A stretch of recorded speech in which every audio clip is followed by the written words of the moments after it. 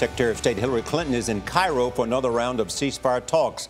There has been no let-up in the fighting between Israel and Hamas. And another wrench has been thrown in the peace efforts this morning. A bomb exploded on a Tel Aviv bus.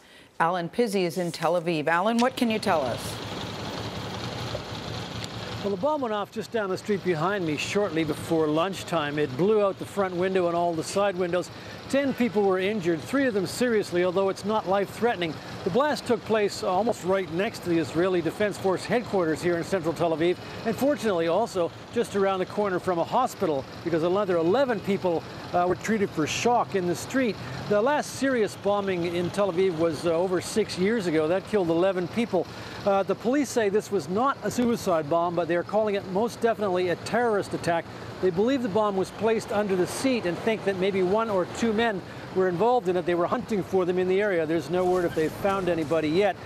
The bomb is not directly linked to anybody, but Hamas supporters and people in mosques in Gaza broke out in celebration. They were handing out candies at a hospital to celebrate it.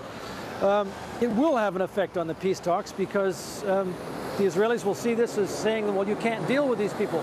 Now, interestingly, the problem with the peace talks that are stalled at the moment is that there's a disagreement over the wording. The Israelis, of course, want an end to all bombings, all rocket attacks from Israel. They want some other things.